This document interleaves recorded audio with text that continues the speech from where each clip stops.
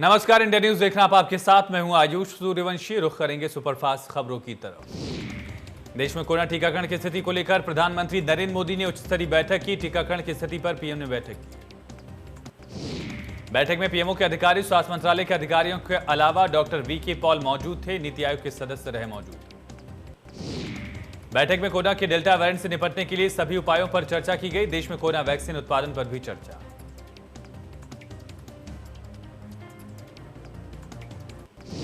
अयोध्या में विकास कार्यों को लेकर आज पीएम नरेंद्र मोदी ने समीक्षा बैठक की। करीब 45 मिनट चली बैठक में पीएम मोदी ने अयोध्या का विजन डॉक्यूमेंट देखा।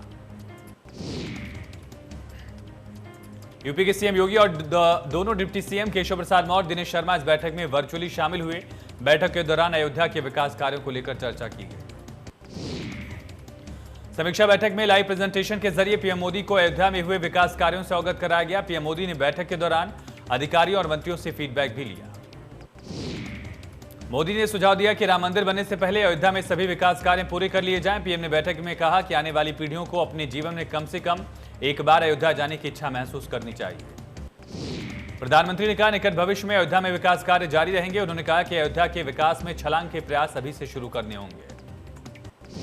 पीएम ने कहा जिस तरह भगवान राम में लोगों को एक साथ लाने की क्षमता थी, उसी तरह अयोध्या के विकास कार्यों को स्वस्थ जन भागीदारी की भावना से किया जाना चाहिए। पीएम ने कहा इन विकास कार्यों में प्रतिभाशाली युवाओं के कौशल का लाभ उठाने की जरूरत है।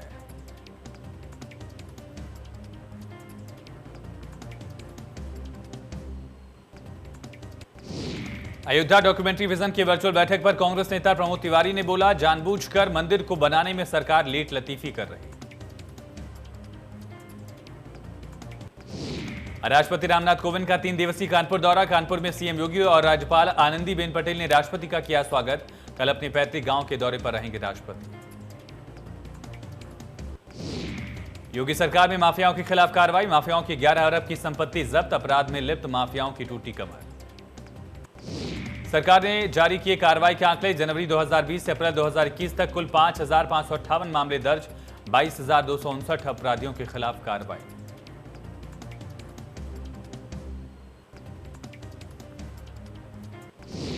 1 जुलाई से चलेगी लखनऊ से रायपुर गरीब रथ। सप्ताह में एक दिन भोपाल के लिए चलेगी गरीब रथ। कोरोना के चलते रद्द हुई थी ट्रेन। वेरिएंट डेल्टा प्लस का खतरा बढ़ा। यूपी में बाहर से आए लोगों के नमूनों की होगी जीनोम सीक्वेंसिंग। वेरिएंट का पता लगाने के लिए जिलों से मंगाए गए नमूने।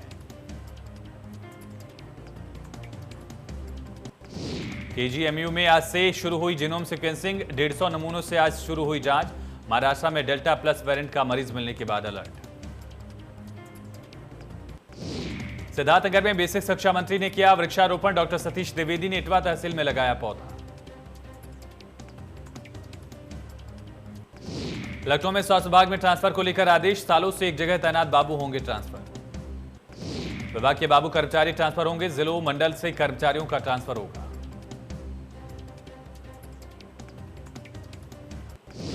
यूपी एटीएस को धर्मांतरण मामले में बड़ा सुराग। छात्रों के खाते में आते थे विदेशी रकम। 10,000 से 50,000 तक खाते में आते थे पैसे। फेलोशिप के नाम पर धर्मांतरण करने वालों को मिलते थे पैसे। पढ़ाई में मदद करने की बात कही जाती थी। कानपुर में आज धर्मांतरण के मामलों में पुलिस की टीमें लगातार धर्मांतरण का शिकार हुए बच्चों के घर पहुंच रही हैं।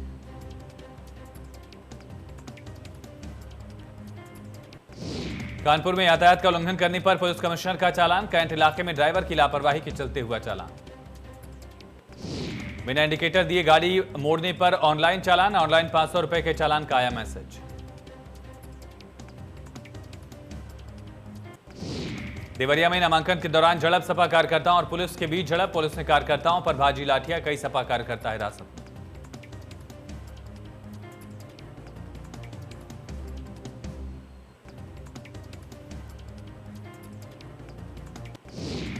जौनपुर में पूर्व सांसद धनंजय सिंह की पत्नी शिकला रेड्डी और सपा प्रत्याशी निशी यादव के नामांकन के दौरान सपा कार्यकर्ताओं और पूर्व सांसद के समर्थकों के बीच जमकर नारेबाजी।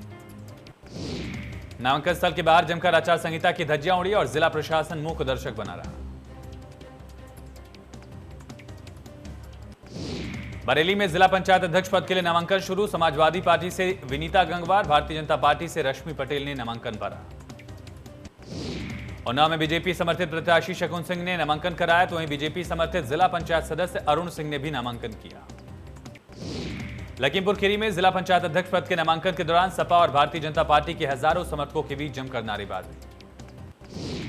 दोनों पार्टियों के समर्थकों के बीच हाथापाई की नौबत आई। दोनों पार्टी के कार्यकर्ताओं के द्वारा सोशल डिस्टेंसिंग की जमकर धज्जियां उड़ाई गई। गाजियाबाद में जिला पंचायत अध्यक्ष पद के लिए आज बीजेपी उम्मीदवार ममता त्यागी ने नामांकन दाखिल किया। केंद्रीय सड़क परिवहन राज्य मंत्री वीके सिंह, राज्यसभा सांसद अनिल के अलावा कई स्थानीय बीजेपी नेता मौजूद रहे। गाजियाबाद के 5 स्टार होटल कंटेनर के बाहर सपा कार्यकर्ताओं का धरना, जमकर नारेबाजी भी की। कार्यकर्ताओं ने बीजेपी वालों पर प्रस्तावक रजनी को होटल में बंधक बनाए जाने का आरोप लगाया। बस्ती में बीजेपी के उम्मीदवार सपा के पूर्व मंत्री के आवास पर पहुंचे। बीजेपी और सपा के सैकड़ों नेता कार्यकर्ता आमने सामने। आवास के अंदर जाते समय बीजेपी नेता की गाड़ी में तोड़फोड़। पूर्व मंत्री के आवास पर भारी पुलिस फोर्स मौजूद।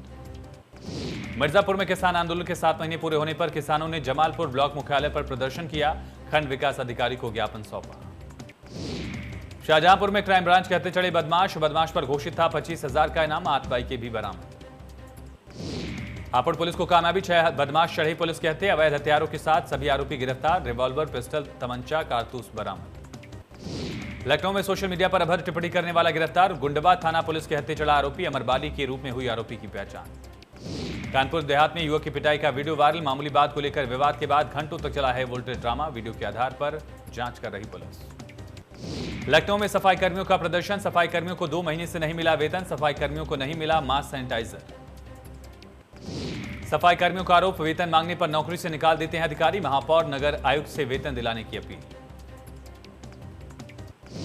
मिर्जापुर में 50 फीट गहरे कुएं में गिरी भैंस को निकालने में नाकाम ग्रामीण। पुलिस भी रही नाकाम। आखिर में कुएं के बराबर बनाया गया रास्ता।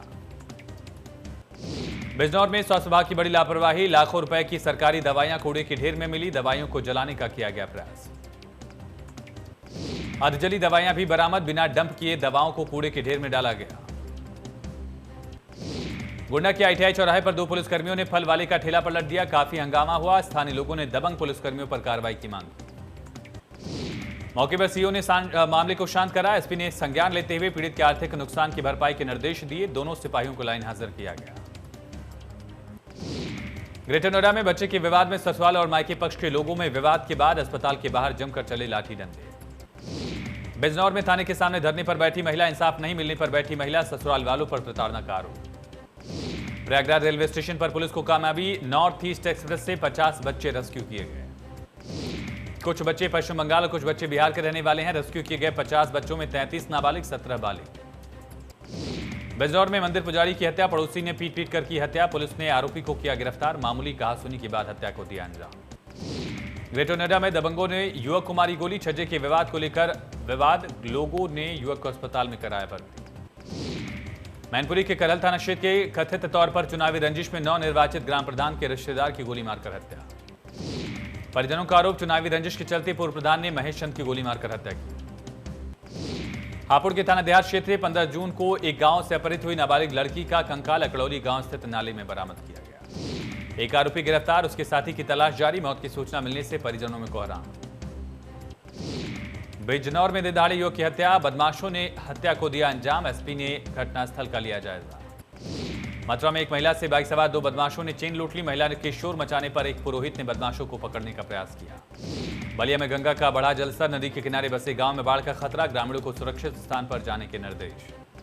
कई दिनों से लगातार बारिश। मौसम विभाग ने जारी किया अलर्ट। कोरोना महामारी की दूसरी लहर ने देश भर में तबाही मचाई, लेकिन अब कोरोना की तीसरी लहर और घातक होने के आसार हैं। तीसरी लहर की चेतावनी के बाद चिकित्सक लोगों को आगाह करने में जुटे, जबकि सरकार भी तीसरी लहर से निपटने के लिए तैयारियां कर रही है। मसूरी शहर कांग्रेस द्वारा गरीब और जरूरतमंद लोगों को राशन बांटा गया। मसूरी कांग्रेस भवन में आयोजित कार्यक्रम में बतौर मुख्य अतिथि पूर्व विधायक राजकुमार और महानगर अध्यक्ष लालचंद शर्मा ने शिरकत की। अंतर्राष्ट्रीय ड्रग जागरूकता दिवस के मौके पर काशीपुर कोतवाली में बैठक। काशीपुर के सभी ड्रग सप्लायर और मेडिकल स्वामियों को इसमें शामिल किया गया।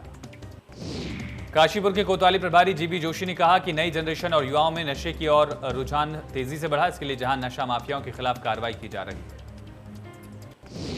रुड़की की मंगलौर कोतवाली परिसर से मंगलौर पुलिस के सहयोग से मुस्लिम सेवा संगठन के द्वारा बड़ा जागरूकता अभियान चलाया गया। अभियान के तहत युवाओं द्वारा जागरूकता रैली निकाली गई। कोतवाली प्रभारी निरीक्षक यशपाल सिंह के नेतृत्व में आयोजित जागरूकता अभियान कई मार्गों पर निकाला गया।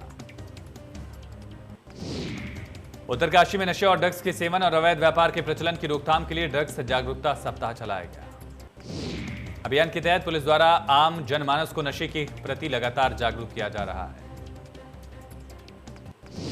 हल्द्वानी के वन भूलपुरा थाना के पुलिसकर्मियों ने नशे की हालत में 6 युवकों ने जमकर मारपीट की। पुलिस का एक सिपाही घायल हो गया है। पुलिस टीम ने 6 आरोपियों को गिरफ्तार कर लिया है। हल्द्वानी के वन अनुसंधान केंद्र में देश की पहली भारत वाटिका तैयार की गई। वाटिका में 28 राज्यों और 5 केंद्र शासित प्रदेशों के राज्य वृक्षों को लगाया गया।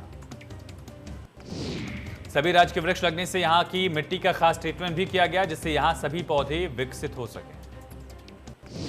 ऋषिकेश से हरिद्वार जा रही गाड़ी तेज रफ्तार होने के कारण डिवाइडर से टकराकर पलट गई। गाड़ी में आग लग गई।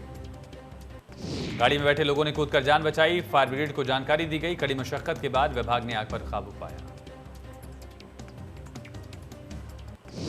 पौड़ी में पुलिस लगातार कर रही सराहनीय काम। बुजुर्ग महिला की मदद। बुजुर्ग विधवा महिला अपने घर पर अकेली रहती है। ऋषिकेश बद्रीनाथ राजमार्ग में हाईवे के चौड़ीकरण में मशीनों से कटिंग के बजाय विस्फोट किया गया, जिस कारण पहाड़ी पर दरारें पड़ने से भूस्खलन हो रहा है। डीएम का कहना है कि बद्रीनाथ हाईवे पर डेंजर जोन वाले स्थानों का ट्रीटमेंट किया जा रहा है। हाईवे पर ध्वस्त हुए पुस्तों की जांच के लिए विभाग को निर्देश। उत्तराखंड के पौड़ी जिले के मनदीप सिंह ने सरहद पर फर्ज निभाते हुए देश के लिए अपना सर्वोच्च बलिदान दिया। मनदीप के शहीद होने की सूचना पर पूर्व मुख्यमंत्री त्रिवेंद्र सिंह रावत ने उनके बलिदान को शत-शत नमन किया। सोशल मीडिया अकाउंट पर संवेदनाएं जाहिर। उत्तराखंड में 24 घंटे में कोरोना के 128 नए मामले। 2 मरीजों की मौत हुई। 228 मरीज ठीक होने के बाद डिस्चार्ज। बागेश्वर जिले में एक भी कोरोना संक्रमित मरीज नहीं मिला। अल्मोड़ा में 22, चमोली में 3, चंपावत में 1, देहरादून में 48 नए केस।